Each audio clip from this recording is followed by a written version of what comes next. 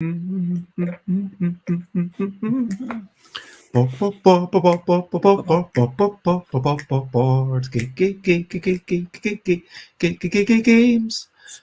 games, board games. We might be talking about action events, but we're not gonna shout.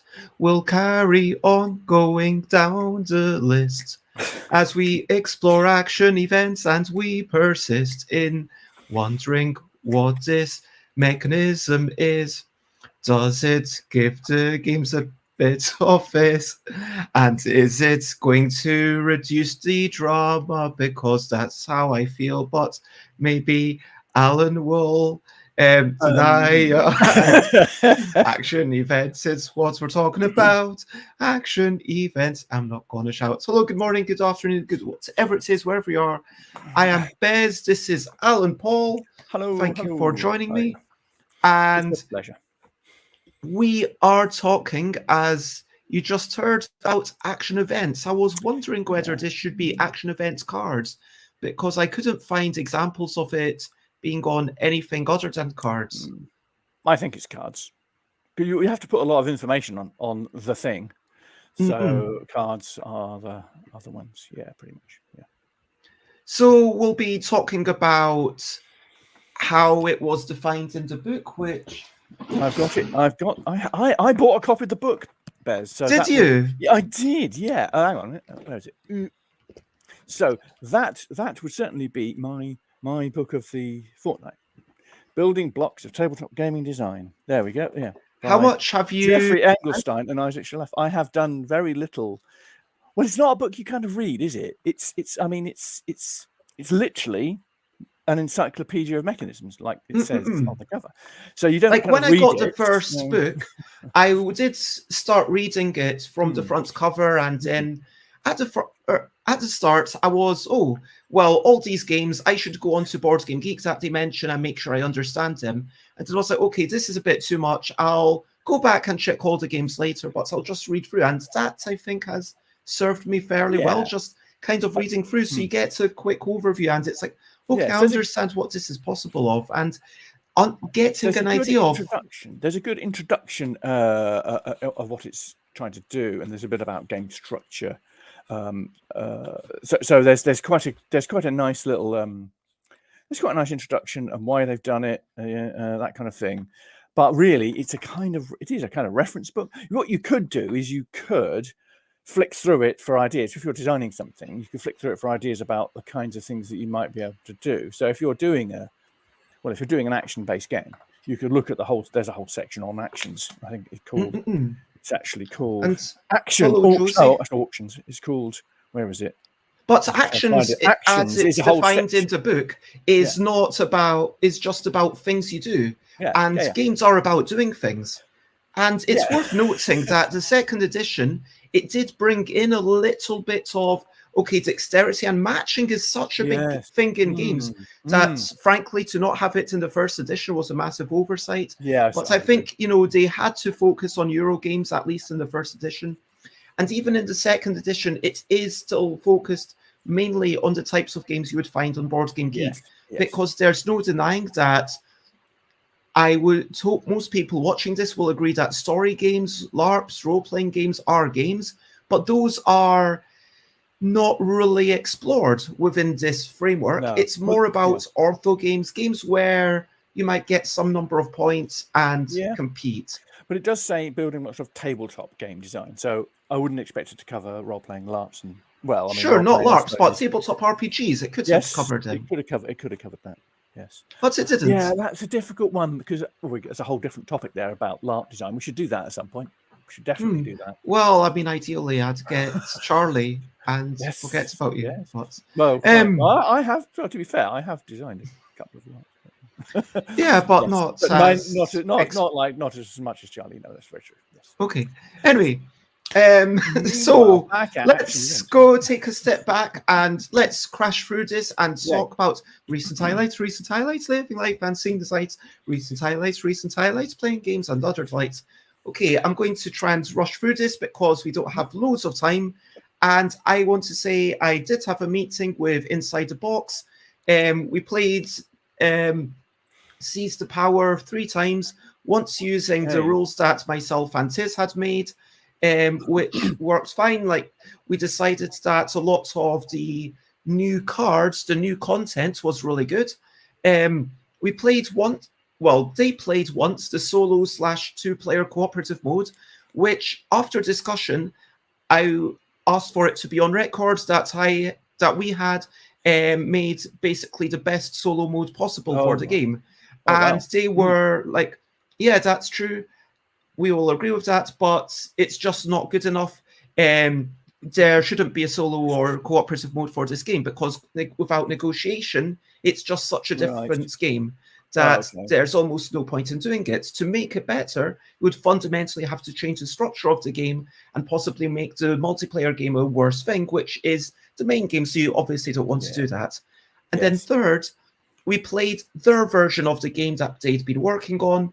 There were a few tweaks, a few simplifications, a few modifications that they'd made. Everything, I was like, yeah, that seems good, that seems good. This one thing where instead of housing having a deposit and then a rent, like these 2 numbers previously gave us a little bit more knobbiness, something better to tweak.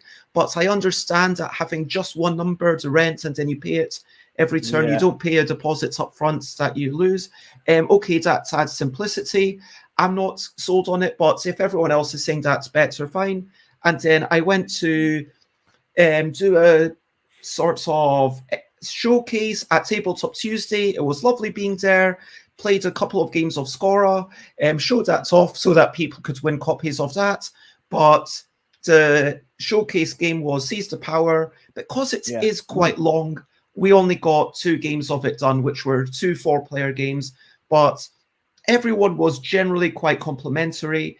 I got a lot of feedback, a lot of notes that I typed up and sent them all over. I'm not going to go into all of that, but it was a really productive day, and I'm really proud of what we've achieved, and I'm excited to keep going. It feels like finally the structure is there, and all we need to do is now make the specific cards, if you know what I mean. Yes. You will bring it when you come see us, won't you? Oh, I should. I hadn't even thought about that. It's technically 3 players, although I think that it's really better at more. So maybe if Vicky is up for playing. Yeah, maybe. That's a good idea. I think Vicky would love it, actually. It fits in with her. Amazing. But that's what the main gist of my recent highlights. Also, I had a walk this morning before streaming. What's your recent highlights, Alan? Well, very recent highlight. Like in the last hour, we've got the grandchildren round. We've got 3 days with the grandchildren, so that's hooray! Yes. But yesterday was Charlie's birthday, so hooray! And thank you. Oh, thank you very much for your gift to Charlie. She was really very, very appreciative. Just to let the audience know, Bez actually wrote Charlie a birthday song. So that was really amazing. So thank you very much for that. She was totally gobsmacked. So that worked really well. Yeah, thank you. And apart from that, she got lots of books, mainly, and jigsaws. So she's very happy with that. And the most significant highlight actually there was that we had homemade cinnamon buns for breakfast. You see, so we've got these just amazing cinnamon buns to keep eating for the next day or so as well. So that was astonishing. I did play some games as well, but that's not as important as the cinnamon buns, really. That sounds lovely. Yeah. And with our main topic today, before we talk about why it's brilliant, I think maybe we should go through the description. Would you like to read out the page? Yeah. Well, I've got the description on BGG, which I think is pretty much the same. But it's slightly different. Oh, yeah. Okay, it's page 80. 80 something. Yes. Here we go. Action event. Right. Yes. 87. And let me put this up so people can compare the two. Yeah. On their turn, the player plays a card that shows action points and an event. They must choose to either use the action points or perform the event. If they choose to use the action points, typically the event may be performed by another player. Which is very similar to the BG, maybe the same actually. The only difference was the omission of the definite article, the. Oh yeah, okay. Which is marginally, which is insubstantial. I guess it's done for stylistic reasons or whatever. But there's a lovely little discussion, which I know we'll cover some of the discussion in there. And looking through the games, a couple of them, especially in a couple of them in Grog. Sorry. Oh, good. Where was it? Trogdor, the board game. Oh, right. So in Trogdor, the board game, it's something based on a popular IP, which is very silly. And this is action events in so much as the player chooses to do these actions or these action points or this major event. But it doesn't feature the idea of your opponent getting to use the thing that you didn't do. And I think that you can definitely draw a parallel between this and multi-use cards. Oh, it absolutely. Almost seems like a subset of multi-use cards. Yes, it is. Yes, I think so. I think it is. Yes. I mean, the history of this is very. Are we going into this now? The history of this is very interesting because you'll be familiar, and I'm sure the audience will be familiar with Volker Runke, who is one of the foremost war games designers, and he uses multi-use cards. He does in the Cohen series, which does use multi-use cards and action events as well. And he's done some really good interviews and podcasts and videos on the development of multi-use cards. Volko, many of the Cohen series, the Labyrinth, War and Terror, A Distant Plane, quite a lot of other ones in that field. So yeah, a lot. I mean, I haven't got the list here. It's a very long list, and he's also a professional gamer as well. So I mean, he's done a lot of stuff. In fact, I'm just delaying here so I can just find out a bit more about his actual titles. But one of the early ones that he did was the Labyrinth War and Terror, which was an early. I think you'd find that's an early action event one, isn't it? Yes. I think it came out in 2010. Yeah, which seems quite recent. I mean, the highlights, if you like, of Volko's oeuvre: Labyrinth, War and Terror, Distant Plane. I do have Distant Plane, Fire in the Lake, Cuba Libre, Wilderness War is quite an early one as well, I think. And he's designed a lot of things. Let's be honest, he's a very, very excellent designer. A lot of his stuff. I mean, I don't think they all include action events, but there's quite a lot. Now, but going back to the history of it, before I go to the history of it in more detail here, if you want to find out what Volko thinks about card development and use of cards in games, particularly in war games, there are a couple of useful links which I've got here. He did a lovely interview. I'll put it on the private chat, and Bez, you can decide whether or not you want to put them in. He did an interview with Mark Herman and Jason Matthews on Homo Ludens a couple of years ago, I think, and they were talking specifically about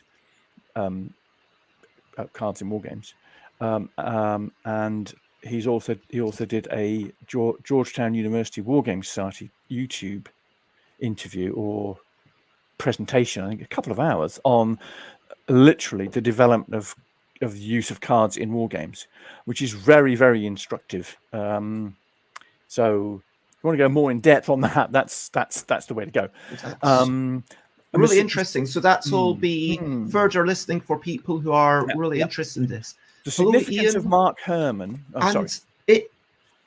I don't want to get too bogged down into history, just because let's talk more, if we may, about how it is, because one thing to note is that this is used a lot in war games, almost exclusively. There's not loads of games with it. There are 592, according to Board Game Geek, out of hundreds of thousands of games that are listed. And as you can see by the sorts of games that are being listed here, it is fairly serious. And I think that when you are considering whether to, it's all about that incremental advantage, isn't it? There's a sense of inevitability. If there's an event that has to happen no matter what, either you choose the event or it goes to your opponent, and because you trigger it for the action points, and then they get it. And that can sort of mirror a historical narrative. It feels like it's well placed. And Twilight Struggle, by having, okay, this is triggered if your opponent is the other faction. Yeah. And Twilight Struggle is the preeminent, if you like, action event game. And I mean, just to get into the nitty gritty a little bit. I mean, I haven't prepared. I've got some cards here. I've got some cards. Oh, great! Yes. So the point about this, in the reason why action event is in the kind of war games category often, or politics, if you want to argue about whether Twilight Struggle is a war game or not, is that it allows you. I mean, as like, you know, nuclear. This is nuclear test ban, and the ones we've got in front. There's I can't see it. Nuclear test ban event. The point here is that if you're doing a war game or a series of historical things, if it's events, if I can put it this way, one thing follows another.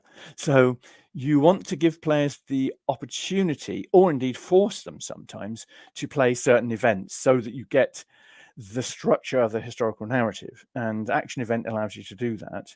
So typically you'll have, like in Twilight Struggle here, you've got scoring cards as well, but typically you will have a situation where you can force the historical narrative in one of two ways. One is when you play a card, sometimes some implementations say if it's got a specific event on it, you have to play it for the event.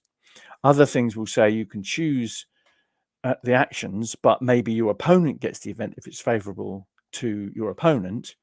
Or occasionally you can have whole structured event action event deck. So in this case, in Twilight Struggle, you've got early war, middle war, late war. So the early war stuff has got obviously early war events and so on. So you can actually force certain events to happen, which gives you that historical structure.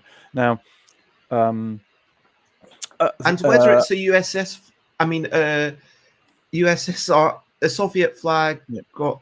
Sorry, I don't know what to call this flag. Soviet flag, a Soviet flag or an American flag will indicate who can use who gets the benefit from the event, or indeed. And if the other team then uses the action points, the beneficiary will still get the benefit, and it's almost like there's a sense of inevitability, and I very much felt this when playing. So I think that's an example. This one here. You can focus on my there.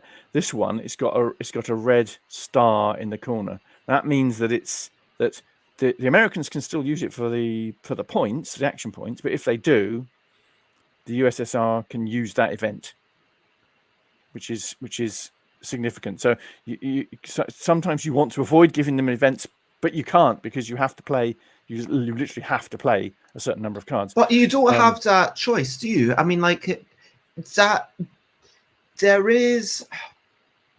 It feels, as a player, I'm just going to say I don't like it, because it feels like all my actions are inevitable, and no matter what, these things will happen. And I think it feels like it's all then becomes quite marginal. The critical point about the whole action event mechanic is that it gives the players a decision point. It can be a very hard decision to make. Do I play this card now? Do I save it and play it later when it's more convenient for me? It's those kinds of decisions. It's definitely, and it's all about the timing. It's all about saying, okay, this is an event that is situational. It's going to be good for them no matter what. But how can I make it less good for them? Yes. And I understand, but it's incredibly skill intensive, and it can be. It can be. Yes, that is very true. It can be yes. quite difficult for as a new player to feel, am I doing a good job or am I not? Because you are having to, on your own turn, which you normally associate with advancing your own side, you might actually have to advance them. Exactly. And that can feel quite dispiriting, which at the same time might be close to what war and conflicts actually are. Ian wants to give a shout out to 30 Minutes. Well, I don't know that one, I must admit. The first, well, one of the games which is mentioned in the book and actually is put forward as one of the first action event games is We the People by Mark Herman, hence my reference to Mark Herman earlier. Now, the interesting thing about We the People, I haven't got a copy, unfortunately, is that it technically, I don't think it is action. It's not an action event game, which is a bit odd because it is classified as one. Because in the strategy card deck, your cards are either actions or events. So each card can be an actions card or an event card. They haven't got actions and events on the same card. So that kind of doesn't feel right. But then again, when you're playing the game, you have to play most of the cards out of your hand. So you are still sometimes forced to play an event that you maybe don't want to play. And some of the events are mandatory. A handful of events are mandatory so that it forces the historical structure to work. And I guess that's a nice thing, that it forces certain things to happen. And it's nicer to have it on one card, so you actually have to make a choice. I think that's the key thing. Like, without it being on one card, it doesn't feel like it is actually that. Yeah, a side note, Ian, I wonder if they were talking about 13 days. Right. But in any case, I would like to take a step back and get you, after I've bad-mouthed this mechanism, Alan, you've worked on this. Why is it a brilliant thing? Brilliant thing. Why is it a brilliant thing? Why is it a brilliant thing?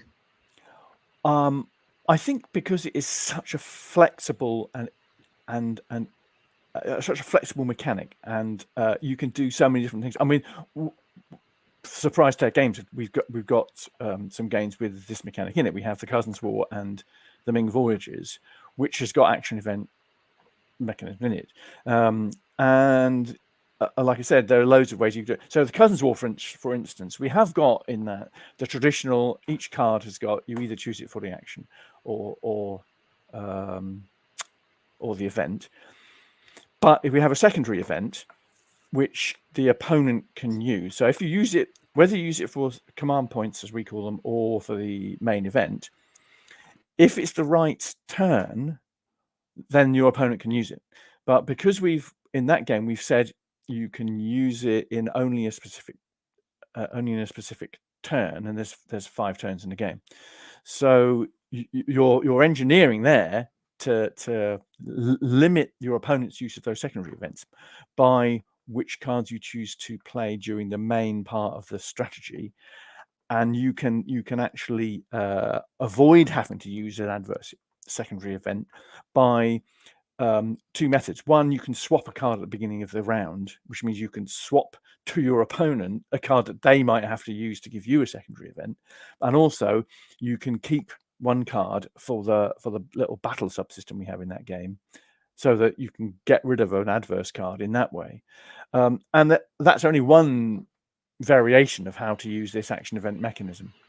There are quite a few others. I mean, I personally like the idea in larger historical games of dividing the pack up into like Twilight Struggle, which is a bit early, middle, late. And in fact, I tend to use Paths of Glory as a good example, although I was a bit confounded when Paths of Glory isn't actually classified as an action event, although the cards have events on them, and they also have activation points on them, and you have to choose between the activation points and the event. So it felt to me they are multifunction cards. I mean, let's be honest, lots of these things might be misclassified on Board Game Geek. It's not a perfect repository. I mean, there are games that are not on Board Game Geek. There's hundreds or thousands of games that are not on Board Game Geek. And the question of whether something is classified correctly or not is frankly down to the person who's submitting it. And a lot of the time, even myself included, I was like, okay, I think that a game about speedily selecting 7 cards and searching for synergies, okay, I guess that's hand management because you're managing your hand and you're deciding how to build that. But then actually in looking it up a bit more, I realized, wait a minute, I might have gotten that slightly wrong. And most people aren't going to be as go into it as much as I would, and they would just kind of click it, and then afterwards it comes down to how good is the description, the name, at describing what it is. Because a lot of people, and also when you're submitting a game, there isn't any easy way to find that list. It's not even like you can click a little question mark icon and then it takes you to the list of mechanisms. That's quite an oversight, if I may say so. Sorry, Scott Alden, if you're listening.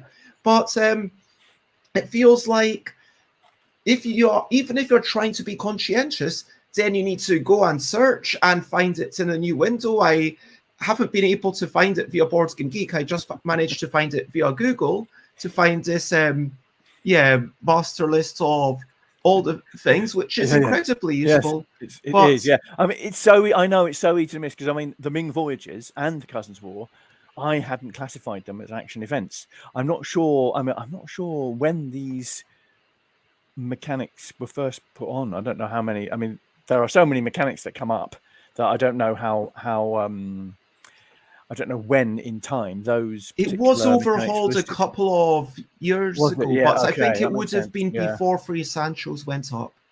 Ming Voyages, but going back to the brilliant thing, the reason the flexibility is brilliant. The classic example I tend to use is, as I say, is Paths of Glory. Now, as a great example of this, and it, to some extent it challenges your view of events there, Bez. If you want to, Paths of Glory is a World War I game. Now, Italy's neutral at the start of World War I, but there's a specific card which the Allies have, which can bring Italy into the war. But you have a choice of when to do that. Now, you can delay and delay and delay. At some point, if you don't bring Italy into the war, you start losing points because the game is going to force you to bring Italy in.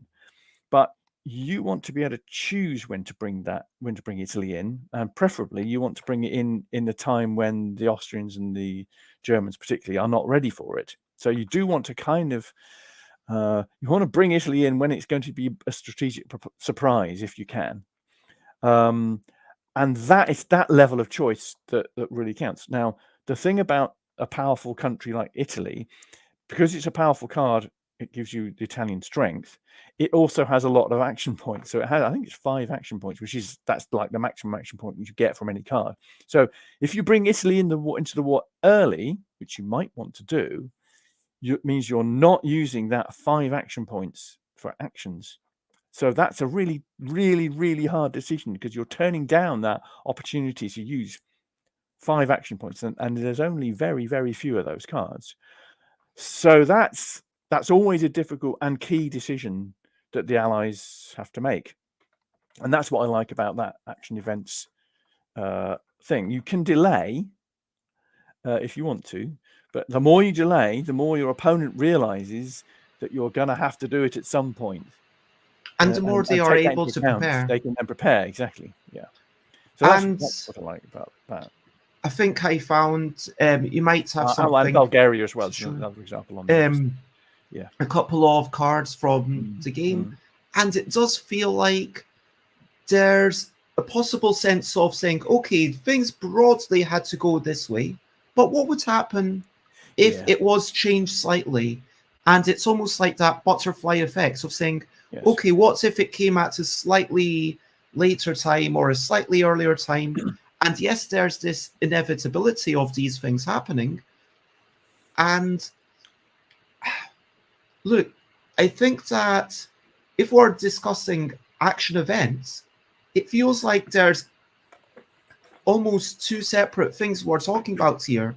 One is the purely using them as multi-use cards, as in Trogdor, which doesn't have any sense of gifting the opponent something. But that sense of gifting the opponent something feels like almost a separate mechanism that has so far been coupled with action, the choice of action, more generalized actions or specialized events. And the idea of gifting the opponent something of that inevitability, I don't know of anything else like it. It is so far out with the realms of everything else, where it's we developed that in Ming Voyages. Whereas Cousins War, you get a secondary event, you manipulate it by timing in terms of which turn you're going to play a card in.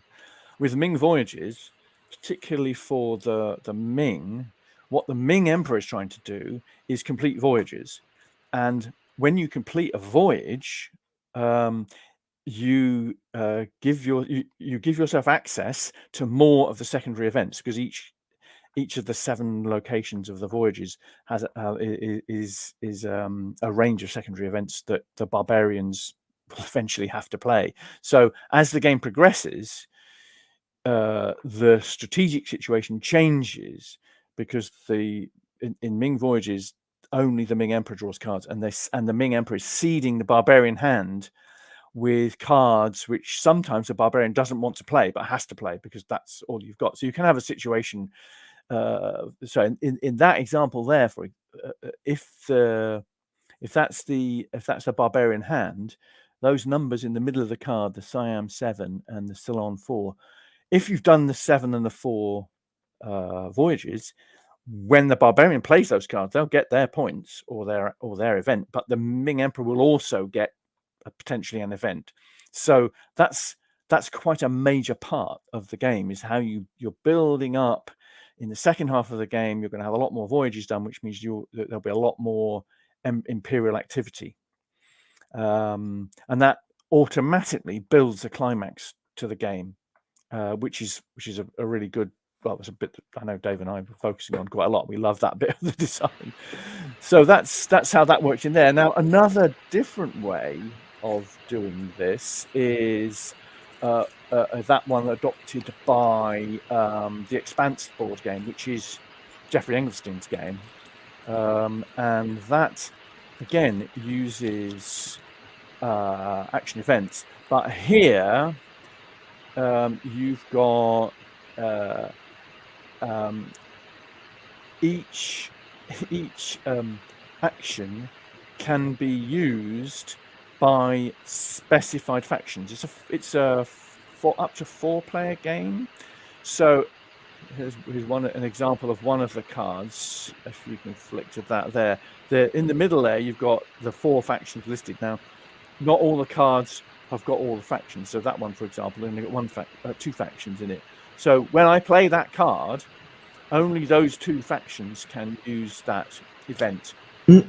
So when you're picking a card to play for action points, you're bearing in mind which of your opposing factions can use the event. So that's a very clever. And it's again all about who you are helping. Because most of these games seem to be 2 players, and it's about zero sum. Okay, this is going to be good for my opponent, and that feels really bad. I guess that's the thing, that I'm fairly sure that we played Ming Voyages maybe a couple of times. I think or maybe it was just once. I'm fairly sure I would have lost, but it is.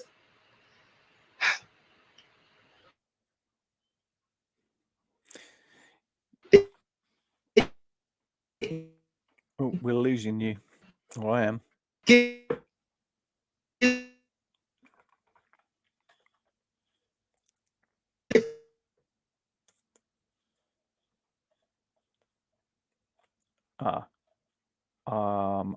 I'm losing you, Bez. I'm not sure if you've still got me on the show.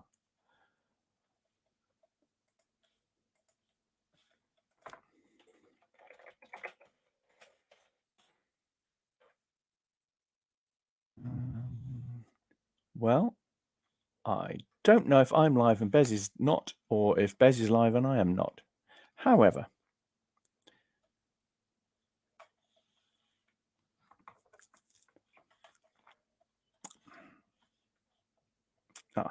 I think it's probably Bez.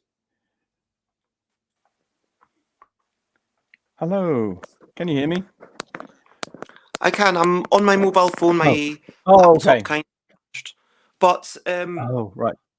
Yes, I was just saying that because it's such a feel bad moment to help your one and only opponent, I think that having a multiplayer game where you're okay, I'm helping this other person, but at least we are still moving ahead compared to this other person.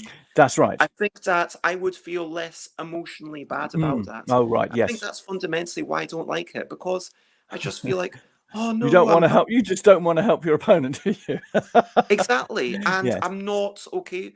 Maybe that's what this action event, when you have to give your opponents the events, it kind of, maybe it's a worthwhile lesson to humans that even those that you don't like, sometimes you have to help them.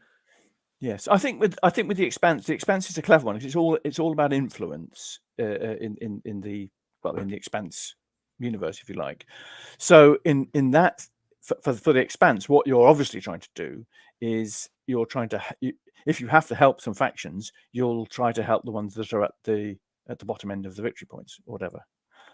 So you'll try to help those who aren't your perception of your greatest rival, and that is at least a kind of catch-up mechanism. It's a kind of it as you said, it doesn't feel so bad to help somebody who may be doing relatively badly, and that has a whole range of different psychological and strategic and operational effects, because you might have somebody, you might misinterpret the situation, and you might actually end up helping somebody who is actually your main rival, or you didn't realize it. So all those kind of issues come in as well. So it's a lovely way of handling a particularly 3 or 4 player situation. I like that. So yeah, other than turning it to multiplayer, or we've talked about the fact that okay, being multi-use is one thing, but then forcing you to give the opponent a benefit is another thing. Are there any other notable examples that you would like to bring up at this point? Well, 1960 to Making the President is another one which I really, really like, which is this one, which I've played a few times. It's the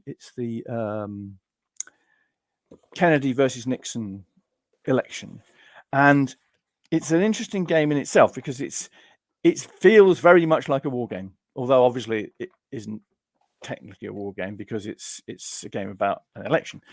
But it has very similar feel to kind of Twilight Struggle, but with a totally different topic. I mean, totally different is, they are still both about politics. Yeah, it's true, but this but this hasn't got any people actually dying in it, which is kind of, a lot of people would be prepared to play 1960 Making the President, where they wouldn't necessarily play a war game. So it has got a lot of kind of Euro-ish type feel, and I think the implementation is really slick because you've got I haven't played it for a long while, but you've got that American election structure built into the game. So towards the end of the game, there will be debates between the candidates, and you want to be saving cards to use in the debate. So you there's and you're trying to gain influence in certain specific areas, like in Twilight Struggle, and not only doing that through command points, but there's also media influence you can use, and there's rest cubes, and there's media influence. There's a lot of things going on in there, and you're having to knit together all of these different facets of the game in order to come out with that those state votes, as we know from every American election, if you win a state, you get all the votes for the state. Even if you win it by the most marginal amount, you get all the votes for the state. So, and that gives a really interesting complexion to the whole thing. It's not oh, I overwhelmingly win California, but you're actually better off marginally winning states than you are overwhelmingly winning them, because otherwise, if you overwhelmingly win, you've invested too much in that particular state. All those issues are bound up with how you play the actions and events in the game, and it's just a really marvelous implementation of action events. So if you're looking for one of the best ones, there's that one. I also what's the name again? This is 1960, The Making of the President, and it's by Christian Leonard and Jason Matthews. Jason Matthews, you'll notice, is the guy who was also mentioned in my recommended video, who was talking with Mark Herman and Volko Runke. So,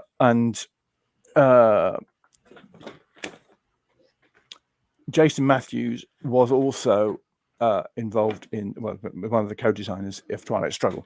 So these guys really know how to implement this particular mechanic. You could almost say it's a kind of specialism of these guys, which is excellent. So, I mean, it almost felt to me like Dave Mortimer, like inspired by Twilight Struggle, obviously Twilight Squabble and all the games that you've co-designed as parts of SSG. Yeah. But we've talked a fair amount about how it impacts the game. It means that there are these agonizing decisions. There are these feel bad moments of, hey, I need to do this for my opponent. But if the deck is balanced, then anything that you need to do for your opponent, presumably they have to do something for you. And if you get all of your own cards, they will also have all of their own cards, so they won't be giving you any good things either. Yeah. Yeah. So it is kind of self-balancing, and it feels like it gives the game a sense of agony. Well, the key things about action events. Well, for a start, action event, if you're using action event mechanic, it is automatically more complex than having cards which are just one thing. So it's more complex by definition, really. But the other thing is that it makes it, at least it can make it asymmetric. I mean, I guess also talking about complexity, if you're having things that you're offering the opponent, and it has to be situational, when this thing is good, when it's marginally better, when it's marginally worse, there has to be enough complexity in the game to give things situational benefits and disadvantage. Because frankly, when I look at Seize the Power, that might be a bit too simplistic to really take advantage of that, because sure, the value of money kind of goes down as the game goes on and people get certain amounts of money, but it's not like, okay, at this turn they've moved their troops over here and they've moved away, and so now they aren't able to take advantage of this thing until the next turn when they might have moved back. And so even though there's an arc, there's not little nuances within each turn. There is merit. There is great merit in simplicity, but if you're doing a historical game, or if you're doing a war game, I mean, the major thing about war games and historical situations is they're generally not symmetrical. I mean, Cousins War, the way we implemented it in Cousins War, it's largely symmetrical. Ming Voyages is completely asymmetrical, both in terms of numbers of cards in hand and the actions and events. They're all asymmetrical.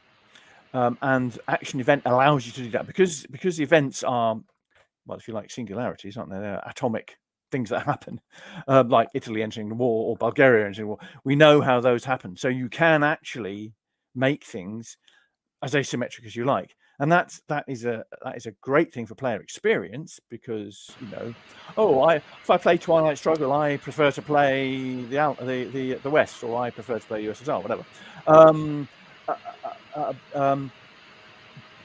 But it does give you the opportunity to provide a different experience for each side.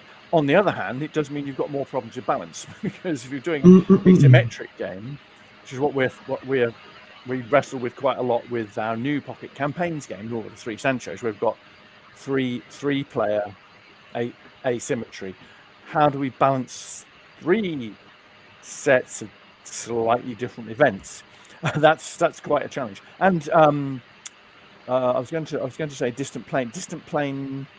I'm not sure if Distant Plane counts as action event. Can't quite recall, but in principle, things like Labyrinth War on Terror, they're very asymmetric, and so you're having to bear that in mind when you're doing design, doing play testing. How do you get that balance right? It's a big challenge. And if you're playtesting, even if you playtest dozens of times, when it's released, you're gonna get thousands of plays. So you may not find that key strategy if you've only played it a few dozen times, and then somebody, if it's played thousands of times out in the real world, you suddenly find, oh heck, that bit didn't quite work. Hence, you do get modifications to some of these games. But I mean, particularly in the war games, you do get updates. For example, I found out I was going to play Paths of Glory online, and I suddenly found that my version of 1999 has been superseded by another reprint in 2010, and then yet another one in 2018. And the rules and the cards have slightly changed, because the balance between the Central Powers and the Allied powers wasn't quite right, and so they've changed some bits of the game, which is what you can do if you've got the internet. And talking about like the versatility and how it impacts the game, and the complexity has to be there, because you have to have events that are fundamentally different from each other. Because not only do you have to have the base actions that, okay, these are the key things you're allowed to do, and these are the basic things that you will always want to do, but then the events that you're able to do for yourself that you might do for the other person. Ideally, every card should be slightly different, just marginally, to kind of mean that every hand you have unique possibilities. Because if 2 of them are exactly the same, that's not what you want in that kind of game, where it's all about eking out that marginal advantage. Yes, I mean, which games will it fit with? Well, card games, games with cards in them as a major part of the is obvious. I don't think it's really easy to implement action events without doing it on cards, because typically they need a lot of space to write text or to have lots of icons, and so that's what it will fit with. And I think it works very well with historical or pseudo-historical games with a structured narrative, if I can put it that way. A structured narrative and a level of asymmetry. In a sense, if you've got a symmetrical game, say you've got a space game, if it's completely symmetrical, you don't really need action event, really, because the whole point of the events is that they are unique to a specific side. But then again, if you're going to do a big space game, why not invent your own timeline and give it a structure? And there you have got yourself a thing where action events can be used in. Would you like action events in more games, Alan? I think I go with. I mean, Volker Runke makes a very good point in that since the 90s, card-driven games have multiplied. And I mean, you can get lots of text and great printing on cards that are cheap to make. Multiple purpose cards of many different forms, including action events. We're still developing new ways of implementing that. So, I think I'd like to see more games using action event mechanics or other associated ones. Like, I mean, there's a broad brush one for war games, which is called campaign/battle card driven, And I think that's an incredibly broad category, and that's why I think what they put Paths of Glory in there. So there's cards are so versatile that I think we've still got a long way to go before we finished doing card driven war games or card driven Euro games. I mean, that's why I think 1960 Making the President is so interesting, because it's using a lot of war games techniques, including action event mechanics, in what is not a war game. I mean, blatantly not a war game. And then you get to Root, which is another implementation of multifunction cards, and that has action event cards as well in some of the factions. So there is still in Root. Yeah, I think so. In some of the factions, I think so. I mean, I haven't played all the factions, so I don't know. I don't think it does.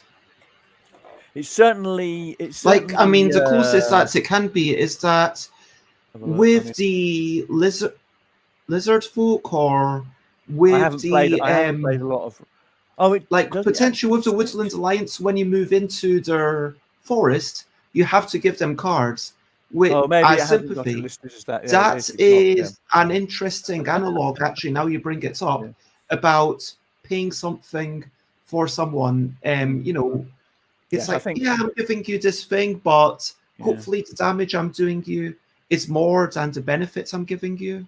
Yeah, maybe I think maybe Root may be a red herring, because there's loads of mechanisms, obviously, in Root. It's got action queue, action retrieval, area majority influence, area movement, dice rolling. It's got hand management. It's got lots of things.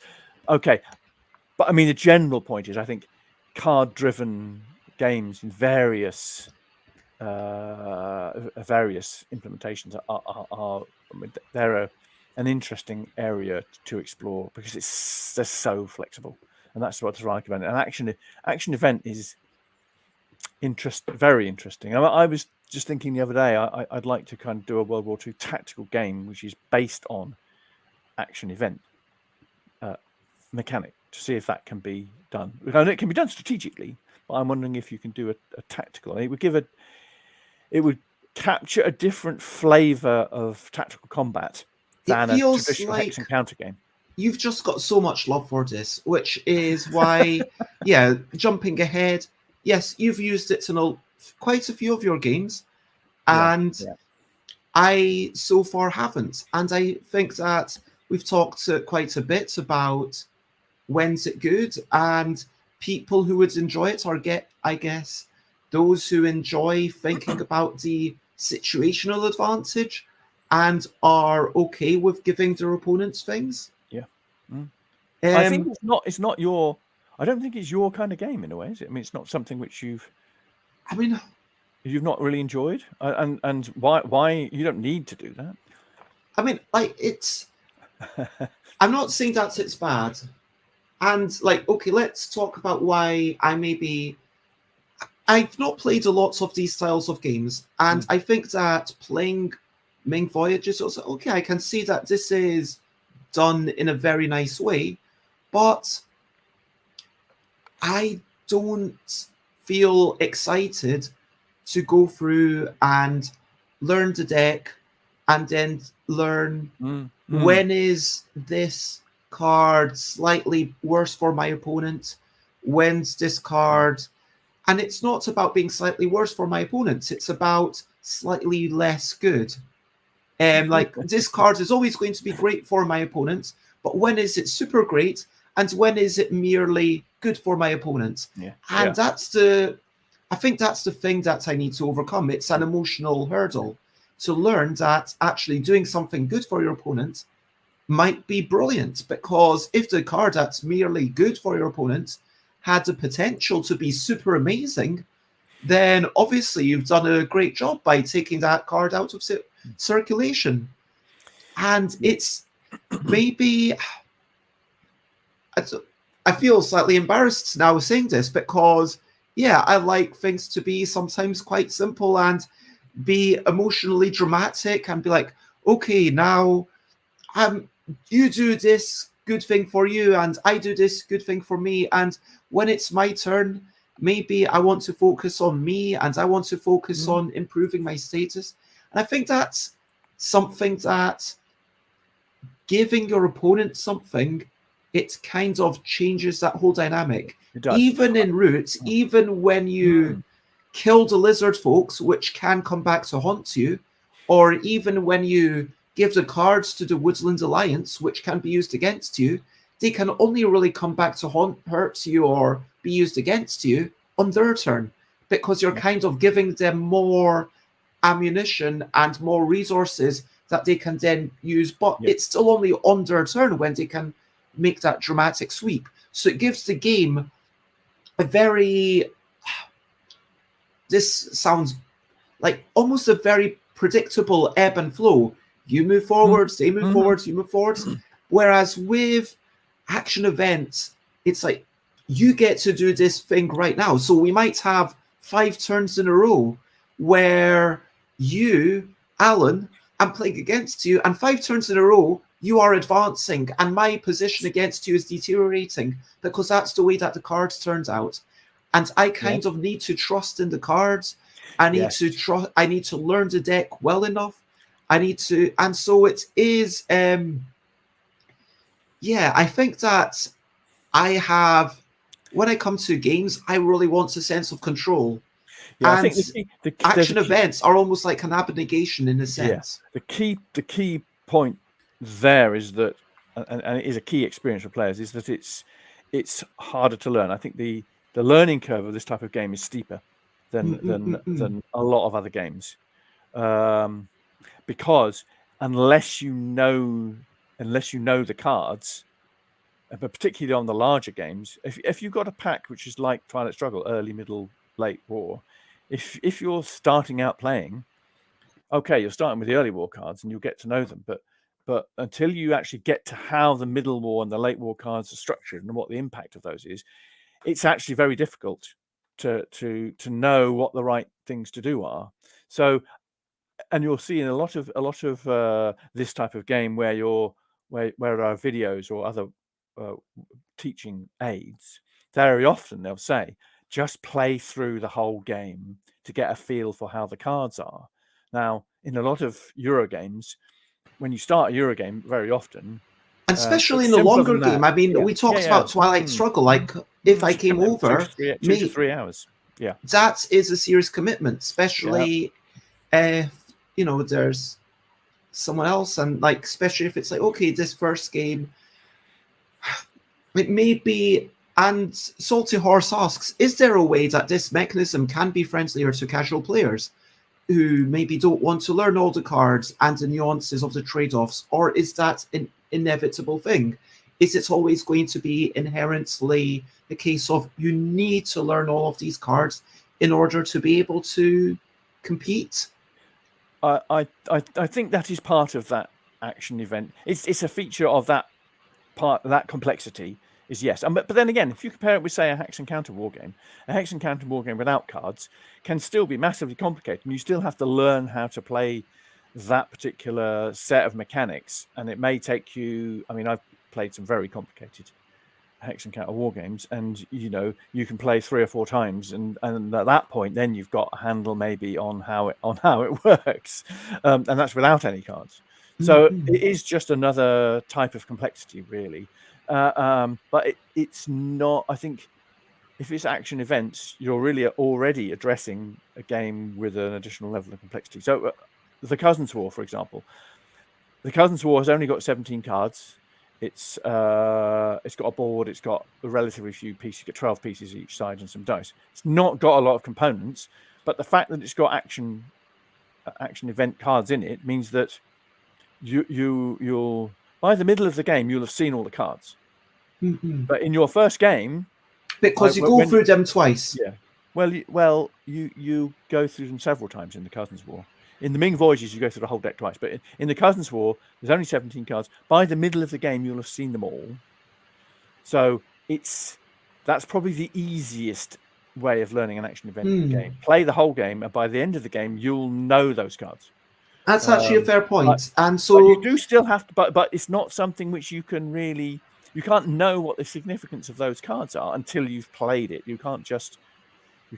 I mean, in theory, so I think that we are agreed that this mechanism does add complexity because you need to have a certain, you need to have a certain variance in all the events. You need to have these things all be unique. So you need to have a deck of meaningfully different cards, where you can eke out that situational advantage. And you need to understand the range of possible goodness of every card. Because if I play one card and it's good for you, that might be terrible, because normally this card should be good for me. And if I play another card that's good for you, maybe that's brilliant, because normally it should be brilliant for you. And so we need to understand this. But by reducing the size of the deck, I have to admit, maybe we could play Cousins War, because I've slightly ashamed not played that one yet. But so maybe when I come over, we could have a go of that. But I've played Ming Voyages, and going through that deck twice, I can see how it gives you more of a feeling of, okay, I know what's going on.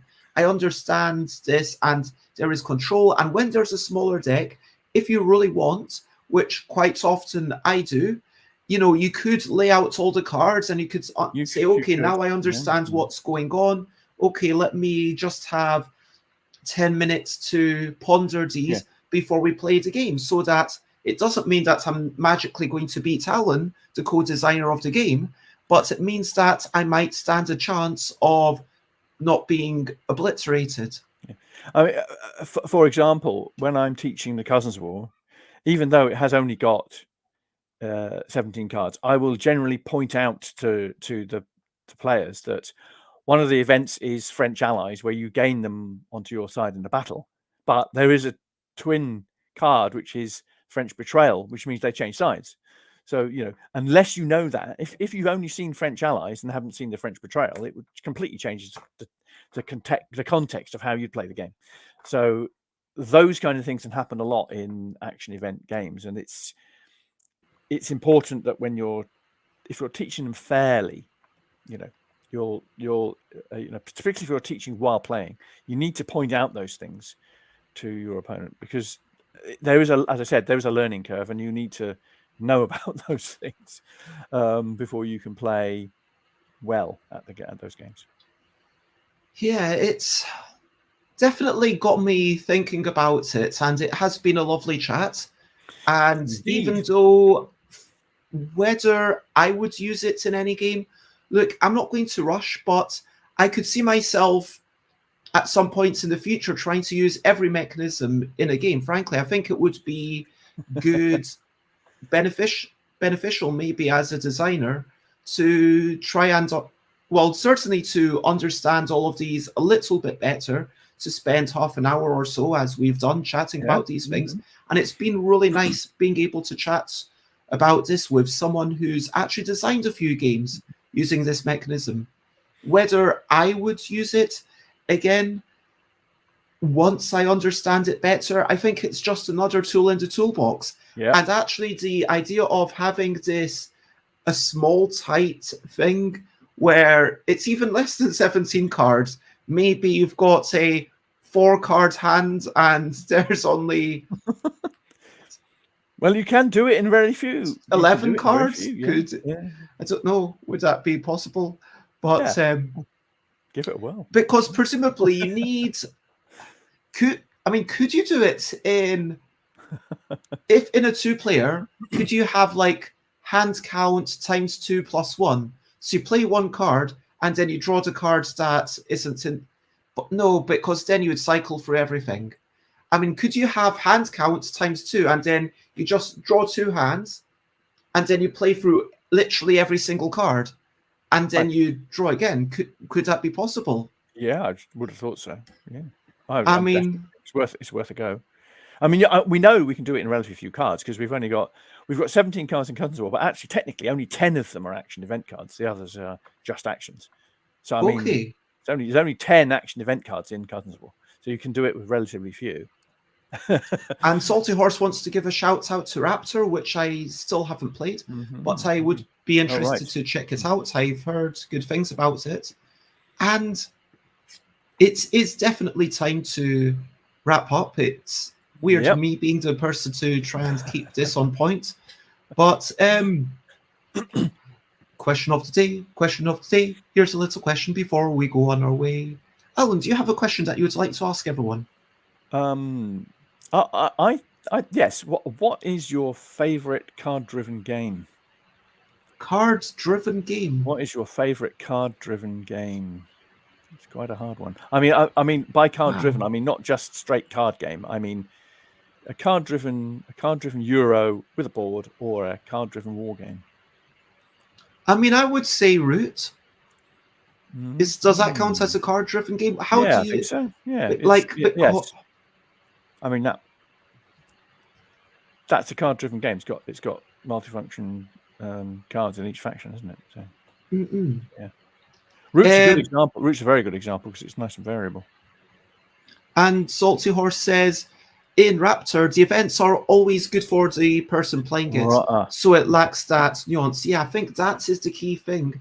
That I think even though it's not as defined, necessary parts of action events, parts of me kind of thinks that it almost should be, because otherwise it's like when you look at Trogdor, again, it just feels like a subset of multi-use cards. It feels like giving the opponent a thing is the thing that sets apart action events from just multi-use cards.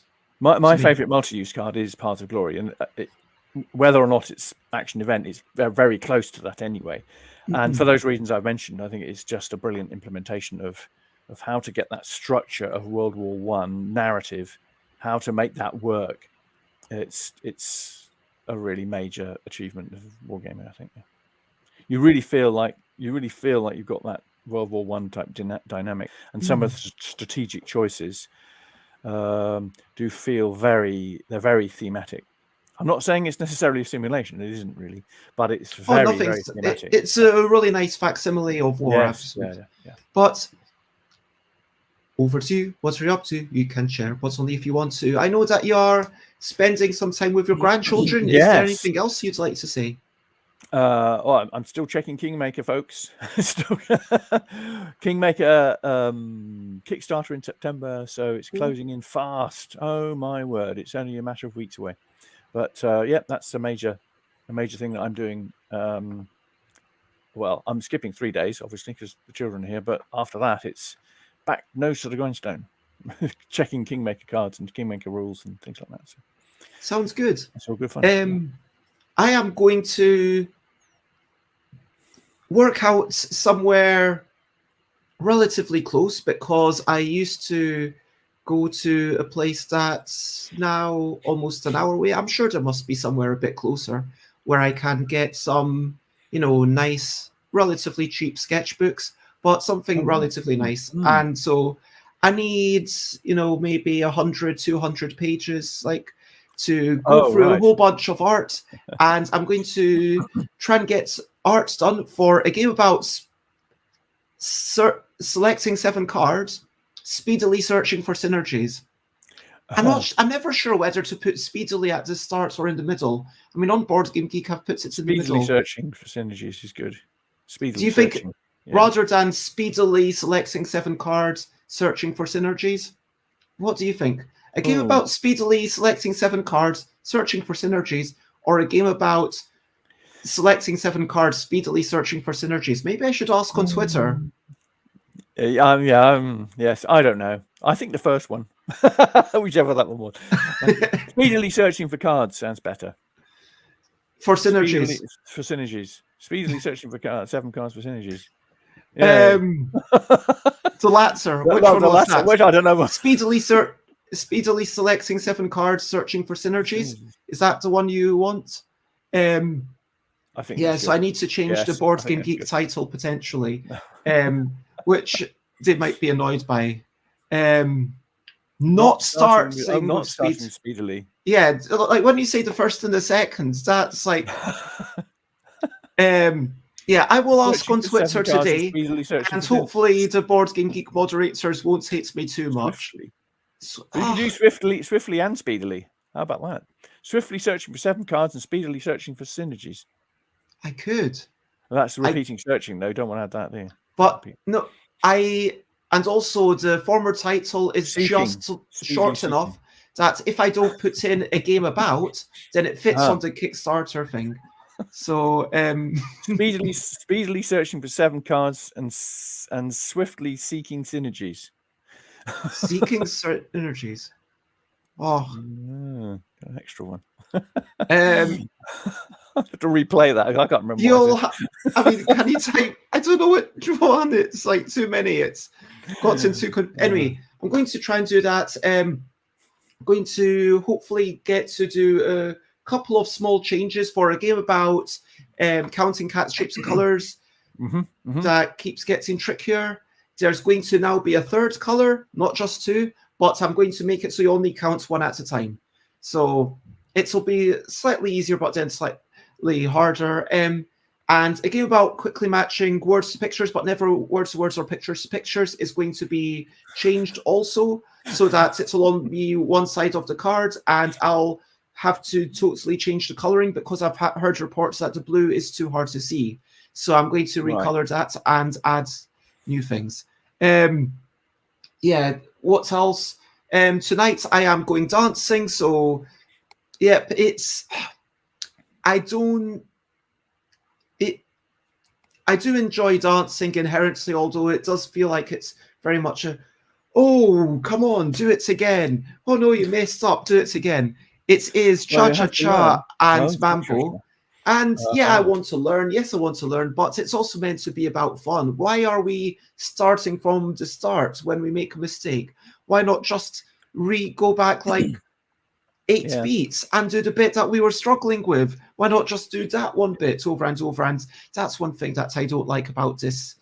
But I'm excited it's a new day. It is now cool enough that I can sleep with a duvet on me, and I can wander out, and I probably should not dress in the super summer clothes. This is kind of like an autumn,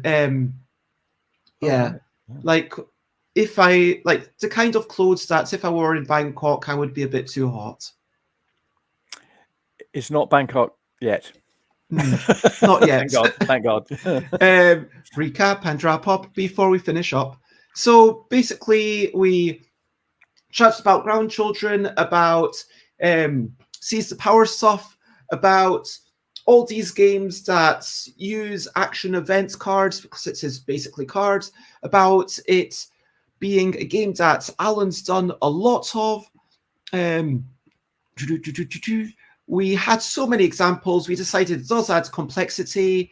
It's somewhat versatile, but like all mechanisms, but you need to have a game complex enough that there can be situational advantages, and you need to, ideally, all the cards in the deck should be different to offer you these agonizing decisions, which is at the heart of the mechanism.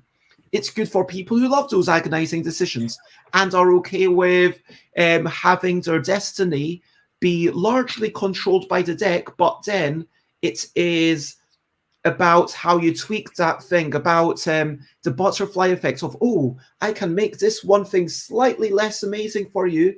Therefore, when it comes up to that one card in your hand, that's amazing for me, and you don't manage to do that, then I manage to eke out the victory. It's all about those small things, and for people who get satisfied with that. It's bad in that it is slightly more inaccessible, but by reducing the number of cards in the deck, by going through that deck multiple times in a game, you can make it easier to approach, which is really good. And of course, Alan's used it in loads of games, I haven't so much. We talked about, card-driven games in general. We talked about, Kingmaker being on the way, and I've got a whole bunch of stuff. And, what I never even mentioned is Best Days on Sunday, and art contest and design contest, which leads me to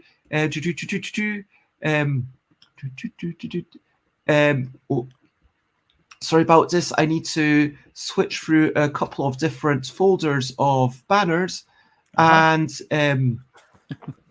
at this point, if you want to check me out, then I am over here, all the places, stuff by Bez. But I would really encourage everyone. Oh my gosh, I need to sort out my website. Annoyingly, don't know what's happened. I didn't get an email, my main email. Maybe it's linked to another email. But please check out the new Kickstarter project and follow that. But Alan, where do you like to be found? Emails, alan@surprise.games.co.uk. I am on Twitter as Benthamfish.